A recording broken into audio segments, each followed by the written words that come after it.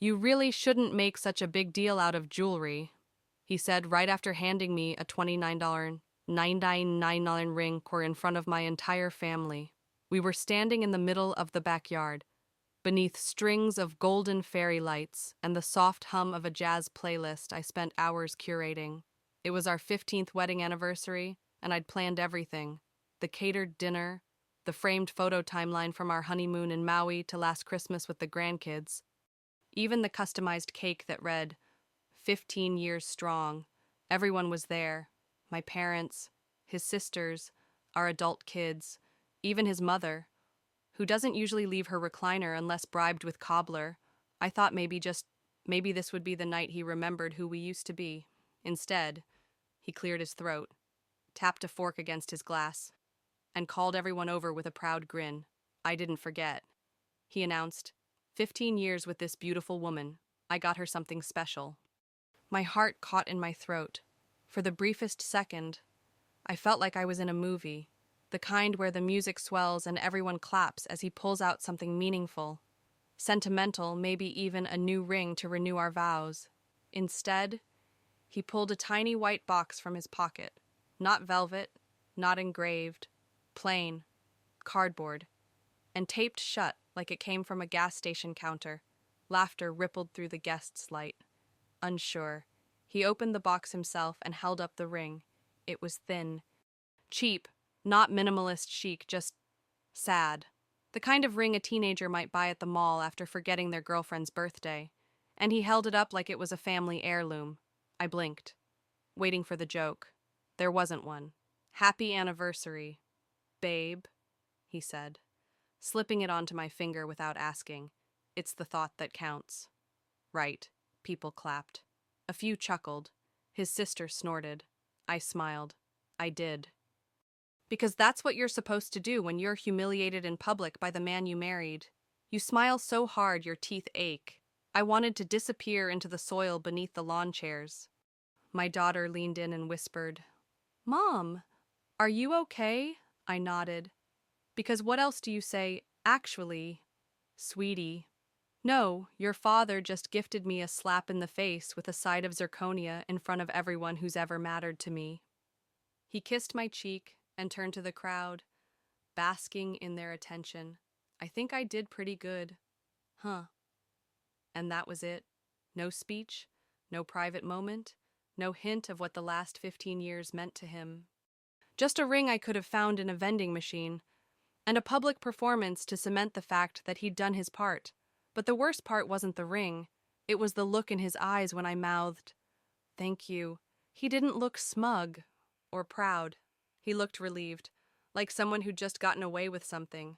Later that night, while I stood at the kitchen sink scraping leftovers into the trash, my sister-in-law walked past me with her glass of wine and muttered, Well, at least he remembered this year.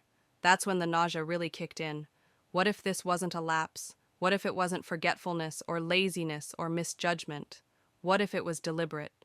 What kind of man gives his wife a cheap ring for their anniversary, while the real gift is meant for someone else? I used to believe love meant growing into each other like trees with roots that tangled underground even when their branches grew apart. I thought that was us. We met in the most ordinary way, a mutual friend's backyard barbecue, plastic chairs sinking into patchy grass, cheap beer sweating in foam coolers. I had just gotten out of a relationship. He had just finalized his divorce. Neither of us was looking for forever.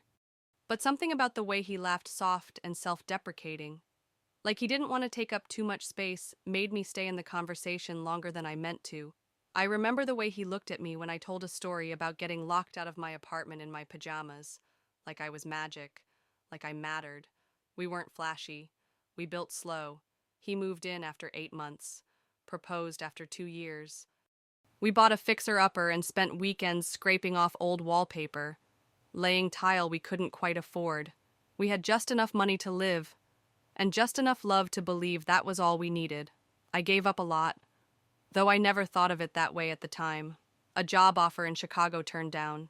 My mom's final months I took leave, drove her to every chemo session, while he kept the household running. When we had our daughter, I stayed home longer than I'd planned. Then we had our son. One more year at home became 5. He always said he appreciated it. Not every woman would do what you're doing. He told me once, brushing my hair back while I held our newborn to my chest. You're the real MVP. Those little praises used to light me up. I carried them like medals. But something shifted. It wasn't sudden, more like a series of tiny earthquakes you don't notice until one day the whole house feels tilted. He started traveling more for work. At first, he brought back souvenirs. A mug from Portland, a scarf from Denver. Then it was just receipts. Then nothing. I tried to bridge the distance. Dressed up for dinner even when he came home late. Sent little texts during the day, nothing dramatic. Just thinking of you. Sometimes he replied. Most times he didn't. He was tired. Work was stressful. The company was restructuring. Always a reason. Always justified. Still, I noticed things, like how he started shaving on weekends again. Or how he suddenly cared about his cologne. He bought new socks. Nice ones. The kind that came in separate plastic sleeves, folded like origami. I remember standing in the laundry room, holding one of those socks like it was a clue in a mystery I didn't want to solve, but I didn't ask.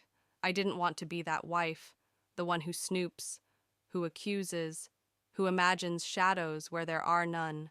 So I told myself he was just evolving. Men hit middle age and panic buy weird things all the time. Socks, sports cars, supplements that promise more energy and less belly. I wasn't scared. Not yet. But I was starting to feel like I was holding on to something that no longer held me back. One night, maybe 3 years before the anniversary party, we were out to dinner, just the two of us. It was a rare thing by then. The kids were with his sister, and I'd made a reservation at the Italian place we used to love when we were first dating. The one with candles on every table and cloth napkins folded into little boats. I wore red. I even curled my hair. He didn't notice. Halfway through the meal, while I was telling him about a local fundraiser I wanted to help organize, he reached for his phone and checked a message. Not once. Not twice. 3 times. I paused. He didn't look up. Didn't apologize. Just said, "Sorry, it's work. Can you finish what you were saying I did?" But not really. That moment stayed with me, not because of the phone, but because of the look in his eyes. That blank, polite stare people give when they're waiting for a commercial break to end. I started keeping score, not because I wanted to, but because I needed something to explain the hollow space growing between us. He stopped asking how my day was, stopped noticing when I wore something new, stopped making me feel like I was still someone worth showing up for. Still, I made excuses for him. I told myself it was just a phase, a slump, a busy season. I reread old anniversary cards, the ones where he wrote about how proud he was of us, how lucky he felt. I clung to those words like they were a contract he couldn't legally break. But even contracts expire, don't they? At a Christmas party one year, someone made a joke about husbands forgetting gifts. I laughed too loud. His eyes flicked toward me, cold and sharp. Afterward, in the car, he said, "You didn't need to make a scene." I told him it was a joke. He didn't answer, just stared out the window and said, "Sometimes you come off a little needy." Needy. That word sat in my stomach like a stone. I'd given up promotions, chances, friendships, whole versions of myself to make space for the life we built. And now I was needy for expecting eye contact, a conversation that didn't revolve around his calendar. Still, I stayed because that's what love is supposed to be, right? You hang in, you wait out the storm, you tell yourself that everyone goes through dry spells, rough patches, distant seasons, and yet, in quiet moments like folding laundry or brushing my teeth, I would catch my reflection and wonder, is he falling out of love with me? Or has he already fallen for someone else? It started with a typo, a single letter off in an Amazon delivery address, his name, our house number, but a different street. The package had been rerouted, but the email confirmation had already landed in our shared inbox. At first, I didn't think much of it. He ordered things all the time: cables, cologne, charger cords he always lost. But something about this order made me stop. It wasn't addressed to our usual shipping account. It was a name I didn't recognize. Delilah M. But the billing info was his. The item, a luxury jewelry cleaning kit. Top tier, velvet pouch, ultrasonic cleanser, diamond polish, and it wasn't cheap. I remember just sitting there, staring at the screen. My tea had gone cold. My hand was trembling slightly. Though I hadn't registered it yet, I clicked through the email, checked the timestamp. 2 days before our anniversary. I checked again. Delivery confirmed. Signature required. Signed by D. Madsen. That wasn't me. I didn't say anything that night. I needed to breathe. Needed to tell myself a story that would make it okay. Maybe it was a gift for a client, a business contact, a family friend. I wanted no. I begged for that explanation to feel believable. It didn't. So I waited. 3 days later, he was in the shower. His phone buzzed on the nightstand, one of those new ones with the preview notifications. I never snooped. Not once. Not in 15 years. But that night, I looked. A message floated across the screen. Still wearing it. Got so many compliments at brunch today. You have excellent taste. Baby. Attached a photo. Blurry. But clear enough to see her wrist. The bracelet was blinding. Diamond studded. Delicate. Unmistakably expensive. I froze. My ears rang. My skin flushed. The room around me went silent. Like I was underwater. I scrolled back. I couldn't help it. Weeks' worth of messages. Flirty banter. Inside jokes. Nicknames I'd never heard him say out loud. Mentions of hotel stays. Reservations. Private jokes about how blind wives can be when they trust too much. That one stung worst of all. I didn't cry. I couldn't. I just shut down. Some part of me curled inward and went dark. I locked the screen, put it back exactly where it was. He walked out of the bathroom wrapped in a towel. Humming, kissed the top of my head like nothing had shifted in the universe. But everything had. That night, I lay beside him in bed, eyes wide open. I counted the slow breaths he took, steady and untroubled. I felt the weight of the cheap ring on my finger and the far heavier weight of something else. Humiliation, disbelief, grief. He didn't just betray me. He performed loyalty while secretly decorating someone else. And I had hosted the party, lit the candles, smiled for the pictures, worn the shame like pearls around my neck. The next morning, I made him coffee just like always. Hazelnut creamer. 2 sugars. 1 stir counterclockwise. He said it tasted better that way. Like a joke wrapped in a ritual. I smiled as I handed it to him. My hands were steady now. My voice even. He didn't notice the difference. He kissed me on the cheek, grabbed his briefcase, and left for the day with a whistle. I watched from the window as he pulled out of the driveway, texting someone before the car even hit the street. That's when I sat down. I opened his laptop, yes. The one he left open constantly. No password. He never thought he needed one. I guess he thought I didn't care anymore. Maybe he was right until now. At first, I was overwhelmed. Dozens of emails. Folders. Overlapping accounts. But the more I looked, the more I understood. He had hidden nothing, because he hadn't needed to. The affair wasn't buried, it was just dismissed, ignored, like he assumed I'd never be the type to dig. The type to check, but I was learning how to be that woman now. There were receipts, one for the bracelet, another for a weekend in Napa, just a week before our anniversary. Flights, hotel, a spa package listed under her name, and buried inside his downloads folder an image I will never forget. It was the two of them, not in bed, not kissing. Worse, they were at a restaurant I'd always wanted to try. He'd told me it was too fussy, too overpriced, too full of tourists. But there he was, wearing the same shirt I'd gotten him for Christmas, smiling across the table at her while she held up a glass of champagne. She was wearing the bracelet, and on the table, sitting neatly in a box just behind the dessert plate, a second, smaller jewelry box. That one, I knew, had been mine. He'd ordered both at the same time. 2 women, 2 boxes, 2 lies wrapped in velvet. I stared at the screen for a long time. There was no sobbing, no screaming. Just the slow realization that I wasn't crazy. I hadn't imagined the distance, the coldness, the socks, the texts, the way he'd stopped seeing me, really seeing me. He thought I was too tired, too trusting, too far gone to notice, and maybe I had been. But now I was awake. I didn't confront him that day, or the next. I didn't break plates or stage some movie-worthy scene. I watched. I took screenshots. I saved receipts. I created folders and backed them up in places he'd never think to look. Because when a man hands you a $30 ring with a straight face while spending $10,000 on someone else's wrist, that's not a mistake. That's a pattern. And patterns, they leave trails.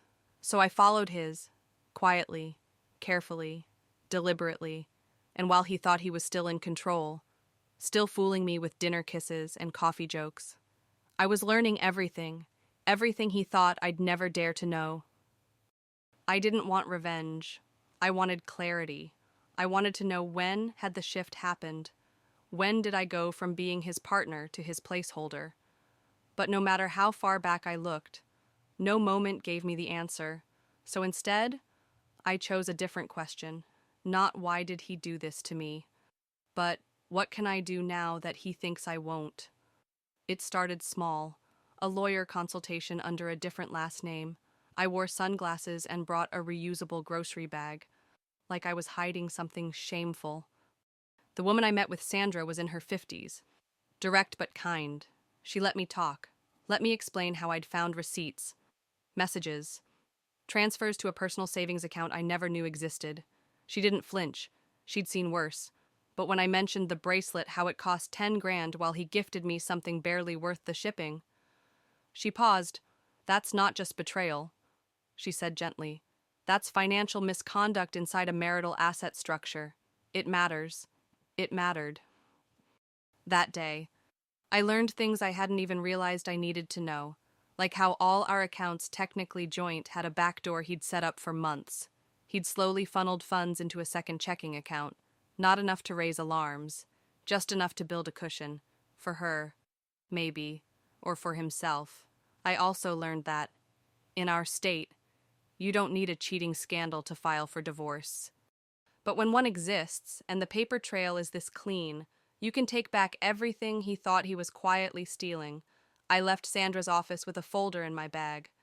My stomach knotted, but my spine straighter than it had been in years. Back home, I waited. For what? For the right moment.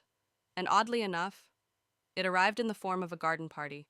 His company was throwing a spring mixer half networking event.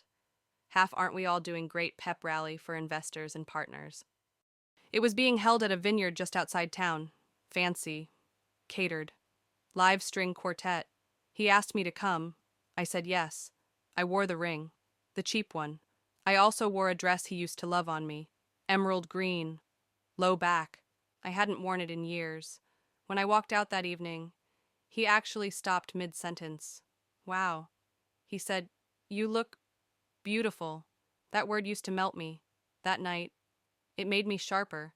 At the event, I mingled, laughed, posed for photos like the devoted wife I was supposed to be. But inside my clutch, tucked between tissues and a compact, I carried printed photos, receipts, and notarized statements at exactly 6:45 p.m. During a toast, the host handed the mic to my husband. "Let's raise a glass to commitment," he said, "to the people who stand beside us through everything." People clapped, champagne flutes clinked, and I stepped forward, smiling, not loud, not accusatory, just clear. "I'd like to add something to that toast," I said, my voice even. He blinked, confused, then nodded like this was charming. "I'd like to toast the women who love deeply and learn wisely." I continued, "To the ones who don't make scenes, because they prefer signatures." I raised my own glass, and then I handed him a white envelope, the same kind that once held a meaningless ring. Inside a copy of the divorce papers, filed, signed, backed by everything I'd gathered, every message. Every dollar moved, every promise broken. He opened the envelope slowly like it might explode. For a second, the music continued. The guests kept chatting, but then his smile faltered. His eyes darted across the page once, twice, and then silence. It was the kind of silence that spreads like spilled wine, first at our table, then outward. The string quartet stumbled to a stop. Conversations cut off mid-word. Someone whispered his name. He looked up at me, his face pale, his mouth halfway to a protest. "I don't understand," he murmured. Though the paper in his hand said it all, I stepped closer, not to intimidate, but to make sure only he could hear what came next. "You gave her the diamonds," I said softly, "but you forgot I still have the receipts." His lips parted. His eyes searched mine like maybe I'd change course, like I might laugh and say, "Just kidding." I didn't. Instead, I leaned in a little further and added, "Everything in that folder has already been reviewed by my attorney. Every charge, every transfer, every lie. I let you write the story. Now I'm writing the ending." Then I turned just slightly so the crowd could see my face. Not angry, not tear-streaked, calm, clear. "You can keep the bracelet," I said, this time loud enough for at least 2 tables to hear. "I'll take the house." Gasps. One man at the back actually dropped his drink. A woman, probably one of his co-workers, narrowed her eyes, then quickly stepped back from him like he'd just started leaking something toxic. I walked off the stage. I didn't rush. I didn't look back. But I saw her. Delilah. She was standing in the shadows just off the patio, wrapped in a pale cardigan and holding a flute of champagne she hadn't sipped. I don't know if she was supposed to be hiding, or if she just didn't expect me. We locked eyes for half a second. She looked away first. I walked past her without a word. But just before I did, I dropped something into the planter by her feet. A printout. A photo of the bracelet order with her name and the timestamp. If she was going to wear it, she should at least know what it cost me. By the time I reached the parking lot, I heard murmurs, soft and growing, the kind of ripple a small stone makes when it drops into a still lake. I didn't cry.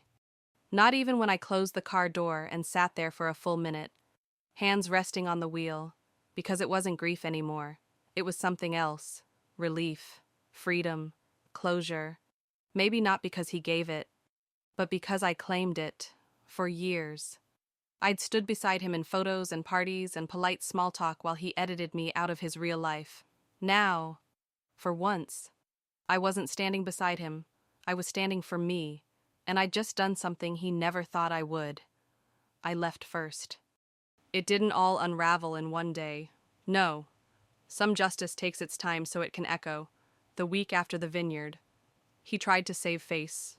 He told people we were going through a rough patch, that I was overreacting to a misunderstanding. But the problem with lying in public is that eventually, the truth finds a microphone. Sandra had filed everything cleanly. Precisely. There was no room for him to twist it. We requested full disclosure of marital assets. Turned out, the account he'd hidden wasn't just shady, it was taxable, and he hadn't paid a cent on the withdrawals. Not for 2 years. His lawyer scrambled, tried to claim the bracelet had been purchased as a business gift. We sent over the texts, the photo, her wrist. End of argument. The judge didn't even blink. I got the house. I got full ownership of the joint investment account. I got the car I'd paid for, but never drove because he always needed it for meetings. And I got the freedom to walk away from his mess with documentation. Delilah. She disappeared almost overnight.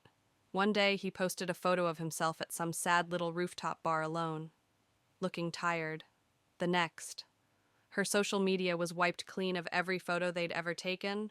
No bracelet, no flirty captions, no trace.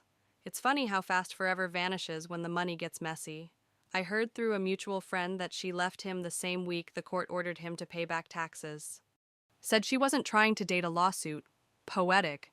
He called once, just once, right after the settlement was finalized. I didn't answer.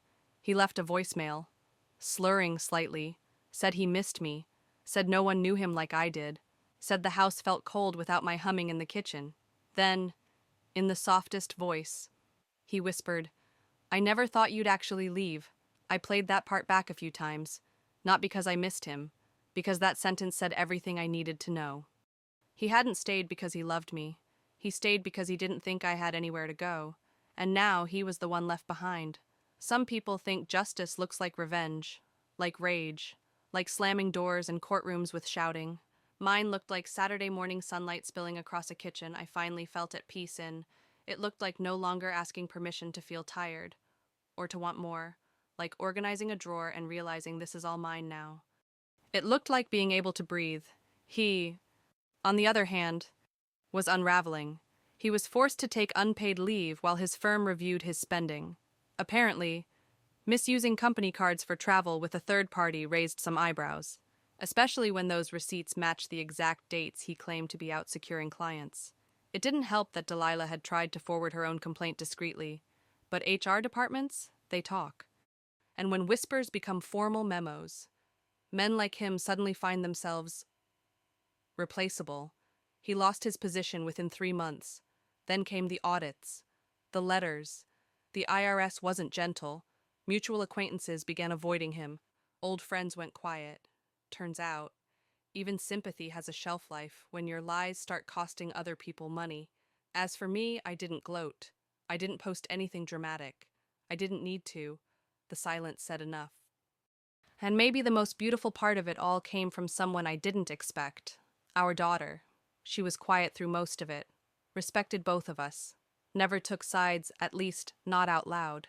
But one evening, as we stood in the garage sorting boxes, she reached into a stack of envelopes I hadn't opened yet, old photos, greeting cards, and pulled out the cheap anniversary ring. She turned it in her hand, studied it. Then she looked at me and said, softly, "I think he gave that to himself more than to you." I blinked. "What do you mean?" She smiled, sad and wise beyond her years. He wanted to believe he was still the good guy, even if he wasn't acting like one. I stared at the ring a long while after she left the room. She was right. It wasn't a gift. It was a disguise, a way for him to look at himself in the mirror and pretend he hadn't traded love for convenience. But the mirror cracked. And now he gets to sit in the wreckage of his reflection while I rebuild something better, quietly, honestly, completely mine. I didn't know healing would be so quiet. No dramatic milestones. No background music swelling with each small victory. Just mornings that stopped hurting. Nights that stopped echoing. Silence that finally felt safe. I started waking up before my alarm. Not because I had somewhere to be, just because I could. I began lighting a candle each evening in the kitchen. Even if no one was visiting. Even if it was just me and my tea and the hum of the fridge. It made the space feel warm, claimed. Lived in not just by a body, but by a soul that was rebuilding itself. I cleared out the closet a few weeks after the divorce was final, not out of spite, not to erase him, but to make room for me. The woman I'd tucked behind compromise and convenience. The woman who used to love hiking, before he didn't really do trails. The one who wanted to try pottery. The one who wore bold lipstick on Tuesday mornings just because she was still here, a little bruised, a lot wiser. But breathing again, one afternoon, while cleaning out a drawer in the living room, I found the old anniversary cards, the ones with his handwriting, words that once made me cry from happiness. I read one of them again, our 8th anniversary. He'd written, "Here's to the woman who makes our house a home. I don't know where I'd be without you." I folded the card slowly. I didn't tear it up. I didn't burn it. Because that version of him was real, too. And that version of us was once true. But it's okay for something to be true then, and not anymore. Some endings aren't loud. They don't scream or slam doors. They just end. Like a lamp that quietly burns out. And in the dark, you find a different kind of light. A few months ago, I planted new flowers along the front walkway. Hydrangeas, marigolds, and lavender. I wanted something soft to greet me when I came home. And now, each time I walk past, I pause. Because there's something sacred about watching things grow again in the very soil that held your heartbreak. My daughter comes over sometimes for Sunday dinner. She brings stories from work. A new dish she's trying. She always insists on cleaning up. And one night, as she dried the last dish and set it aside, she looked at me and said, "Mom, you didn't just survive him. You outgrew him." That stayed with me. Because she was right. We don't just walk away from betrayal. We walk toward ourselves, not the version who was always accommodating, not the one who made excuses, who held her breath, who wore cheap rings and expensive silence. No, the real version, the one who asks better questions, who doesn't fear being alone, because she's learned that solitude can be sanctuary, who remembers her worth, not because someone reminded her, but because she reclaimed it. And if you're listening to this maybe quietly, maybe in tears, maybe with a lump in your throat, I want you to hear this part most of all. You're not broken, you're not late, and you're not too much. You are just on the verge of remembering who you were before someone taught you to forget. So take your time, stand up slowly, let the light back in, and when you're ready, start again. Because not all endings are tragic. Some are just new names for freedom.